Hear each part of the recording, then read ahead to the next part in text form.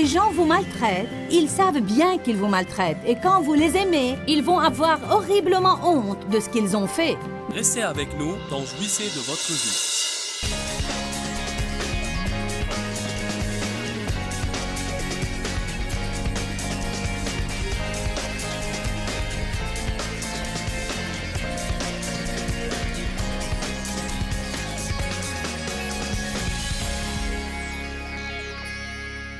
Luc 6, 27.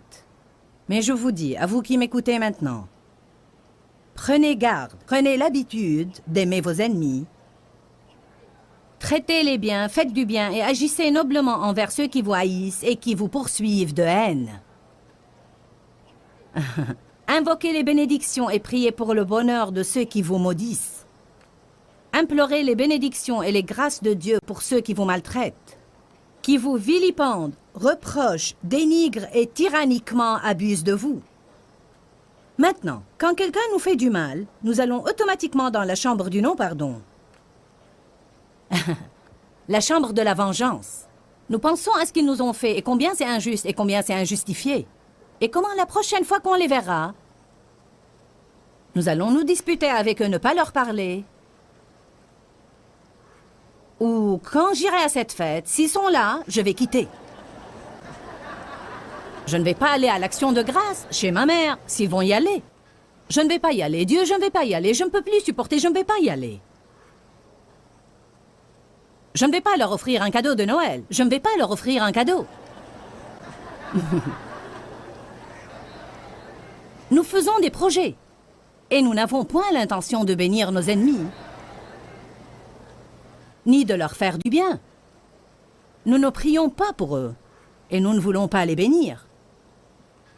Mais croyez-moi, vous le pouvez. Une chose m'est arrivée il y a 1 an. J'avais reçu la nouvelle que une de mes employées était dans un restaurant et il y avait une personne là-bas, 2 personnes avec qui l'on traitait d'affaires. Ils n'étaient pas de nos employés, mais ils étaient 2 hommes d'affaires de 2 compagnies avec lesquelles on traitait. Et notre ministère était en train d'assurer un grand revenu à ces 2 compagnies. Et les voilà assis dans ce restaurant, en train de médire de moi. Eh bien, personne ne peut dire combien d'argent ils gagnent, mais... Vous savez, les gens parlent de choses alors qu'ils n'ont pas la moindre idée de la vérité. C'est si ridicule de juger quelque chose quand vous n'en savez rien. Et savez-vous quelle en est la cause? La forteresse de l'orgueil. La forteresse de l'orgueil s'empare de nos esprits et nous pousse à juger les choses et à penser que nous les connaissons bien que nous n'en connaissions rien. Et si nous croyons savoir quelque chose, nous ne voulons rien entendre de personne. Nous ne voulons rien apprendre. Nous allons parler de la forteresse de l'orgueil avant que cette série ne prenne fin, car c'est un problème majeur dans notre façon de penser. Vous avez l'air innocent. Savez-vous pourquoi? Parce que l'orgueil se cache. Toute personne qui l'a ne pense pas qu'elle l'a. Parce qu'il est trop orgueilleux pour l'admettre. Par conséquent, je vais vous indiquer les symptômes de l'orgueil. Et peut-être allez-vous reconnaître vos symptômes et finir par reconnaître votre orgueil.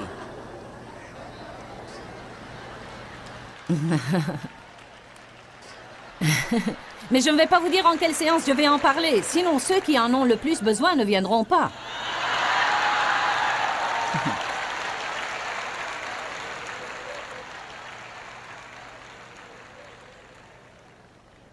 Revenons à nos moutons.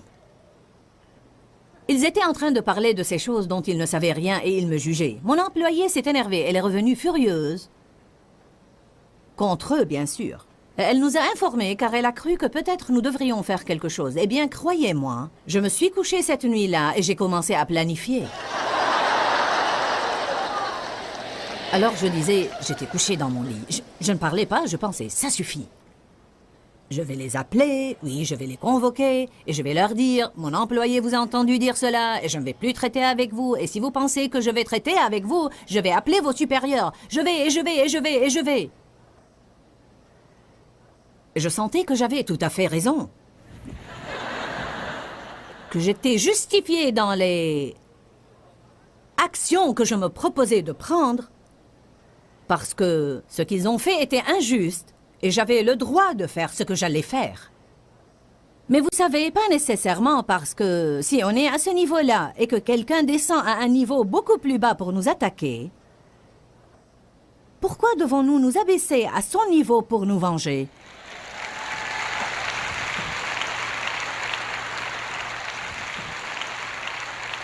Voyez-vous, nous nous disons sur le coup, eh bien, c'est bien trop dur.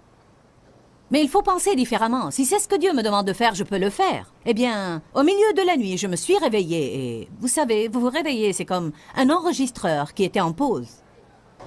L'avez-vous jamais remarqué? N'est-ce pas étonnant comment vous pouvez vous réveiller et immédiatement, tout reprend? Quand je me suis réveillée, tout a recommencé. Je vais faire ceci et je vais faire cela et quelque chose d'autre. Je suis revenue au lit et le Saint-Esprit m'a parlé. Il m'a dit, tu ne vas rien faire. Ce que tu vas faire, c'est leur envoyer des cadeaux. Et tu vas leur dire combien tu apprécies leur bon travail. Et je vais vous dire une chose. Après avoir prêché ce sujet pour tant d'années, c'était la première fois que je faisais ça. C'est bien plus facile de l'écouter, et même de le prêcher, que de le faire. Et quand j'ai entendu Dieu me le dire, la joie du Seigneur a envahi mon âme, et j'ai pensé que c'était la chose la plus drôle. J'ai pensé, maintenant, ça va être drôle. Voyez-vous, la Bible dit, vous surmontez le mal par le bien. Vous surmontez le mal par le bien. Vous ne pouvez pas surmonter le mal par le mal. Vous devez surmonter le mal par le bien. Mais écoutez-moi, rien dans vos sentiments ne va vous pousser à faire ça. Votre esprit ne va pas automatiquement vouloir bénir un de vos ennemis. Alors savez-vous ce que vous devez faire? Vous devez penser de la sorte exprès. Vous pouvez vous pousser à penser exprès. Nous n'avons pas le droit de penser à tout ce qui nous passe par la tête. Et nous ne sommes pas obligés d'attendre qu'une bonne idée vienne à nous. Nous pouvons penser à de bonnes choses exprès. Vous pouvez avoir un ennemi et penser, d'accord Dieu, j'ai compris. Maintenant, j'aimerais aller dans la chambre du non-pardon et penser toute la journée à tout ce qu'ils m'ont fait, mais je vais redécorer cette chambre. Et je vais l'appeler la chambre où je bénis mes ennemis. Et dorénavant, quand quelqu'un me fera du mal, je vais aller dans cette chambre pour penser, mais je ne vais pas penser comme j'en avais l'habitude. Je vais m'asseoir et penser, d'accord, comment pourrais-je les bénir? Que pourrais-je faire, Dieu, pour montrer au diable qu'il ne va pas m'affaiblir et me terrasser par ses attaques? Dieu pourrait juste vous dire, priez. Il pourrait dire, ne racontez ça à personne. Ne ruinez pas leur réputation en racontant à tout le monde ce qu'ils vous ont fait. Mais nous aimons faire ça, n'est-ce pas? Dans ce cas, Dieu m'a dit de leur envoyer un cadeau. Mais vous savez, ça pourrait ne pas être toujours sage. Ça pourrait ne pas être toujours le cours d'action à suivre parce qu'il se peut que quelqu'un interprète cette action mal. Et vous savez, même sans servir contre vous, vous devez être guidé par l'esprit. Mais même quand vous priez pour vos ennemis, vous les bénissez. Et l'idée vous vient, eh bien, je ne veux pas prier qu'ils soient bénis, car je ne veux pas qu'ils le soient. Mais ne vous inquiétez pas, Dieu ne va pas bénir vos ennemis avec des choses avant de les bénir avec quelques révélations. Et si nous prions Dieu de bénir nos ennemis, une des premières choses qu'il va les bénir avec, c'est la révélation de leurs propres actions. Et le Seigneur peut les amener à un lieu de repentir, mais nous, non. Vous pouvez amasser des charbons ardents sur les têtes de vos ennemis en les aimant quand ils ne vous aiment pas. Et laissez-moi vous dire une chose. Quand les gens vous maltraitent, ils savent bien qu'ils vous maltraitent. Et quand vous les aimez, ils vont avoir horriblement honte de ce qu'ils ont fait. Mais si vous vous vengez et vous vous énervez et vous vous disputez avec eux, vous vous réduisez à participer à une compétition de furieux. Est-ce que vous comprenez ce que je veux dire ce matin? Mais je ne veux pas que vous l'entendiez seulement par vos oreilles. Je veux que vous voyiez le principe spirituel derrière ça. Et la force qui réside dans ce que je vous dis. Il y a une force quand on bénit nos ennemis. Pourquoi Jésus sur la croix a tout de suite dit « Père, pardonne-leur car ils ne savent pas ce qu'ils font ». Il est notre exemple. Il a prié Dieu de pardonner ses ennemis. Il a dit « Ils sont ignorants, ils ne savent pas ce qu'ils font ». La plupart des gens qui nous font du mal ne savent pas ce qu'ils font non plus. Ils agissent dans l'ignorance. Et les gens qui ont souffert font souffrir les autres. Les gens qui souffrent font souffrir. Bien souvent, les gens agissent à partir de leurs propres souffrances et blessures émotionnelles, et ils ne savent pas ce qu'ils font. Pourquoi Étienne a prié quand ils l'ont lapidé? Pardonne-leur, Seigneur, car ils ne savent ce qu'ils font. Pourquoi croyez-vous que Moïse, immédiatement, tomba sur sa face et pria pour Aaron et pour Myriam quand ils disaient du mal de lui? C'était sa première réaction automatique. N'allez pas me dire que Moïse s'est comporté de cette façon par hasard. Il a dû choisir de penser de la façon dont nous sommes en train de parler. Comment pensez-vous que Joseph a dit immédiatement à ses frères qu'il avait jeté dans une fosse et qu'ils l'ont vendu en esclave? Soyez sans crainte, je vous pardonne, je ne suis pas à la place de Dieu, le mal que vous m'avez médité, Dieu l'a changé pour mon bien, je vais m'occuper de vous et de vos enfants.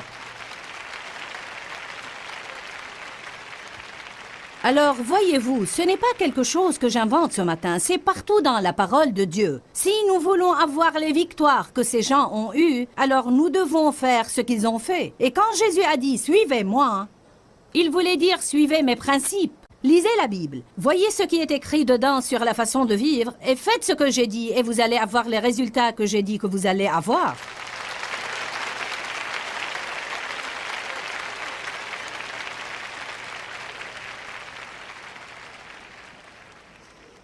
Nous devons penser différemment.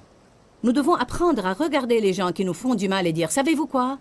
Vous ne devez pas le leur dire, mais dans votre esprit, dites « Vous avez un problème. Et je vais prier pour vous et pour votre problème, mais vous n'allez pas détruire ma vie avec ce problème. »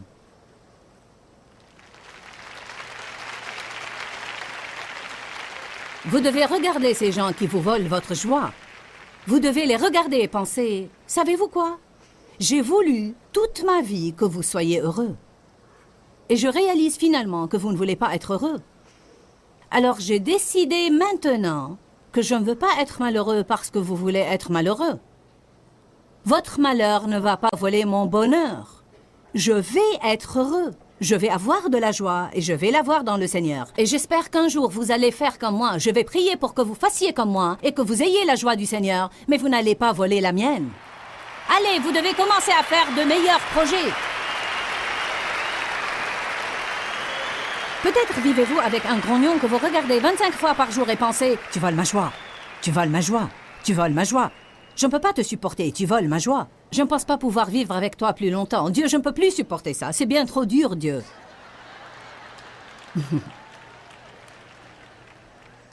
Vous me dites « Comment sais-tu tout ça? » Eh bien, je l'ai tout vécu. Les gens me harcèlent parfois pour ne pas avoir un tas de diplômes officiels. De quelle université es-tu sorti? J'ai été à l'école du Saint-Esprit, merci beaucoup.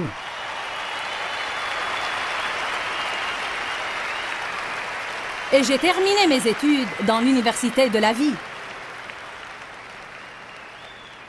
Je suis une survivante. Survivante victorieuse.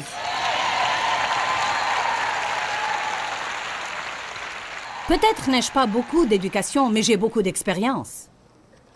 1 Pierre 2. Nous pourrions sortir de cette chambre, mais nous devons y rester encore 1 minute. Je sais que vous voulez voir d'autres chambres dans la maison, mais... Nous devons prendre complètement soin de celle-ci d'abord. Combien d'entre vous ont besoin de rester dans cette chambre un petit moment? Si vous venez ici furieux contre quelqu'un, je prie au nom de Jésus que vous puissiez sortir, pas furieux du tout, et que vous ayez une compréhension de la réalité et penser « Qu'est-ce que je fais? En quoi ça aide tout ça? À quoi bon? Ça ne change pas les gens. Le savez-vous? Rester furieux contre eux ne va pas les changer. Dieu seul peut les changer. Dieu peut pénétrer à l'intérieur d'une personne et changer son cœur. Eh bien, c'est injuste. Et qui a dit que la vie était juste? 1 Pierre 2, 23, à propos de Jésus. Quand il était dénigré et injurié, il ne dénigrait ni injuriait en revanche. Quand il était maltraité et souffrait, il ne faisait point de menace de vengeance, mais s'en remettait entièrement à celui qui juge justement. Je ne peux pas vous dire combien de fois dans ma vie j'ai dû chercher ce passage et le lire. Chaque fois que quelqu'un me faisait du mal, ou quand je m'énervais à cause de Dave, ou à cause d'un de mes enfants, ou quand je sentais que quelqu'un a été injuste envers moi, que de fois j'ai dû chercher ce passage. Vous savez, Quand vous sentez que vos émotions vous poussent jusqu'au point de l'effondrement, réfugiez-vous dans la parole de Dieu. Quand vous vous blessez, vous avez tout genre de remèdes que vous pouvez utiliser. Peut-être un pansement ou quelques pommades tropicales ou une pilule pour la douleur ou autre. La parole de Dieu est le remède de nos âmes. Quand vous sentez que vous êtes sur le point de vous effondrer émotionnellement et que vous pensez « je n'en peux plus », ayez recours à des passages de la Bible et prenez votre remède divin, car il y a la vie dans la parole. Quand Jésus était maltraité, il n'a pas maltraité les gens en revanche. Qu'a-t-il fait? Il s'en est remis entièrement et il a remis la situation en entier à Dieu, qui juge justement. Que de fois, avec les dents serrées et les larmes chaudes, j'ai dû dire « D'accord Dieu, je choisis de te faire confiance. » Je ne sais pas pourquoi ceci est arrivé, je ne sais pas pourquoi les gens se permettent de traiter les gens de cette façon. Je ne comprends pas, Seigneur. J'essaie juste d'aider les gens. Mais je te fais confiance. Et je crois que tu vas établir la justice et que tu vas me justifier. Et j'ai vu Dieu faire beaucoup de choses merveilleuses dans ma vie. Dieu peut faire en une seconde ce qui ne peut être accompli en 25 ans de travail laborieux. Ce n'est ni par la puissance, ni par la force, mais c'est par mon esprit, dit le Seigneur. Entraînez-vous à avoir des pensées de confiance. Allons dans une autre chambre. La chambre du vivre dans le passé. Ah, vraiment, nous y passons du temps, n'est-ce pas?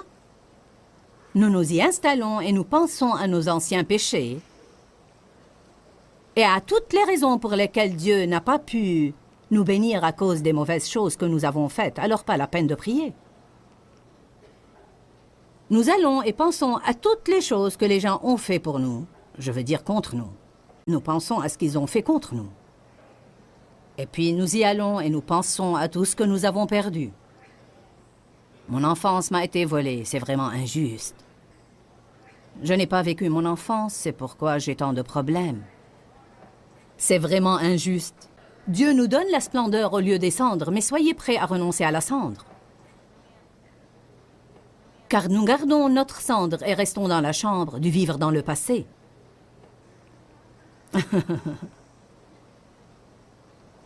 C'est comme lorsque certains ont incinéré quelqu'un et puis ils gardent la cendre parce qu'elle leur rappelle cette personne. Vous savez comment. Eh bien, vous pouvez faire ce que vous voulez, mais moi, je ne vais pas garder la cendre de ma vie passée parce que je ne vais pas aller me mettre dans la chambre du vivre dans le passé et regarder ma cendre.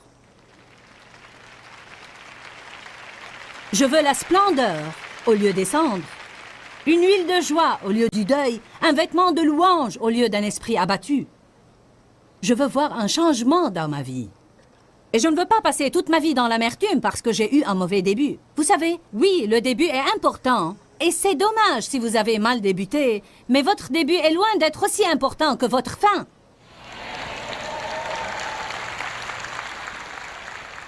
Combien d'entre vous ont décidé d'avoir une bonne fin? Nous avons tous un passé. Il n'y a personne ici qui n'a pas de passé. Mais le passé est appelé le passé parce qu'il est passé.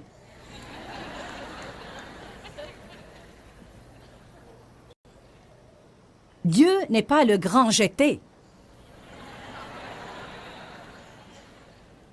Jésus dit, pourquoi êtes-vous perturbés? Je suis. Quand vous vivez dans le passé, la vie est dure car il n'est pas le grand jeté. Quand vous vivez dans le futur, la vie est dure parce qu'il n'est pas le grand je serai. Lorsque demain viendra, il sera là, mais il dira « Je suis ». Vous ne pouvez pas aller vous mettre dans la chambre du passé et méditer sur le grand jeté.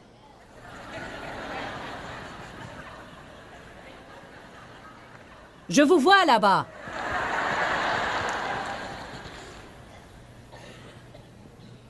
Vous devez prendre garde de ne pas penser aux victoires du passé. Car parfois, vous pensez aux choses qui sont arrivées dans le passé, et ainsi, vous n'êtes jamais satisfait avec tout ce qui se passe maintenant. Eh bien, je me rappelle quand... Amen. Je me rappelle la victoire que j'ai remportée il y a 10 ans. Ou n'importe, vous savez. Je peux être ici aujourd'hui et penser à la conférence des femmes qui a eu lieu en octobre dernier et être déçue de la présente réunion. Car j'avais 16 000 femmes et plus et nous avons déchiqueté le diable. L'Esprit de Dieu agissait différemment que dans cette conférence. Savez-vous ce que j'ai découvert? L'onction n'est pas la même partout. Et vous ne pouvez pas mettre Dieu dans une petite boîte. Dieu est Dieu. Et il ne vit pas dans une boîte.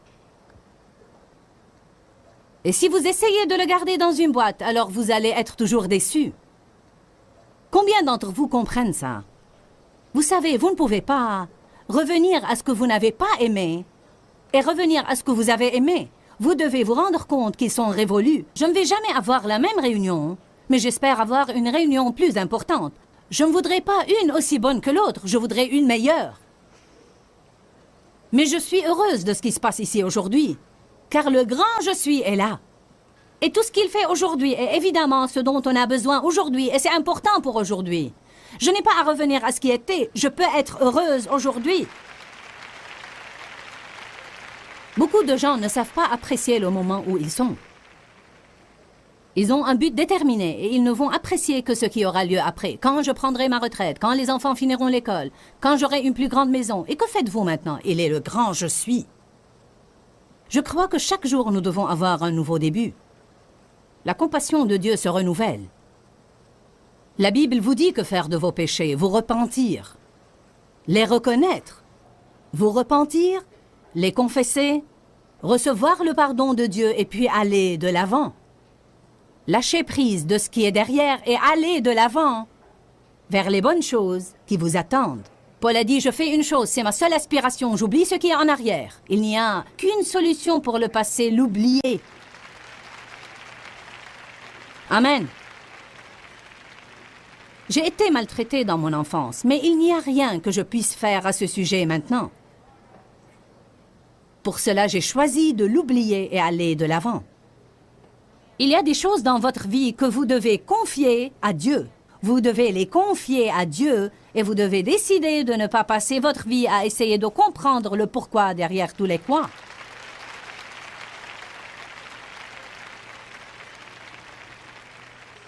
Il y a au moins 10 à 12 personnes qui avaient besoin d'entendre ça. Nous faisons ça. Pourquoi l'abus des enfants existe? Je ne sais pas. Je m'efforçais en vain de le comprendre, alors finalement j'ai décidé, Dieu est Dieu et je suis une personne, et je lui confie tout ça. Car je n'y peux rien. Mais je crois que je vois ici dans la Bible que je peux avoir un futur. Quand quelqu'un d'autre était en charge de ma vie, il prenait les décisions à ma place et ces mauvaises décisions m'ont affecté. Maintenant, je suis dans un lieu différent. C'est un nouveau jour. Un nouveau jour. Nous avons une nouvelle alliance. La miséricorde de Dieu est nouvelle tous les jours. Si seulement vous le saviez, la Bible parle d'un nouveau ciel et d'une nouvelle terre. Regardez, je vais faire une chose nouvelle. Je vais vous donner un cantique nouveau. Dieu aime le nouveau. Il aime le frais et le nouveau. Il n'aime pas l'ancien et l'usé. Il a dit, vous ne pouvez pas coudre un morceau neuf sur un vieil habit. Aujourd'hui au programme, nous avons parlé en fait de l'importance de nettoyer nos pensées. Maintenant, je veux dire que nous ne pouvons pas le faire sans l'aide de Dieu, car sans lui, nous ne pouvons rien faire. La Bible nous enseigne dans 2 Corinthiens chapitre 10 que nous devons renverser les imaginations erronées et renverser toute hauteur qui s'élève contre la véritable connaissance de Dieu. Cela nous apprend que nous devons penser à ce que nous pensons et que nous devons être responsables de nos pensées, vraiment responsables de nos pensées, et que nous ne devons pas penser à tout ce qui nous passe par la tête.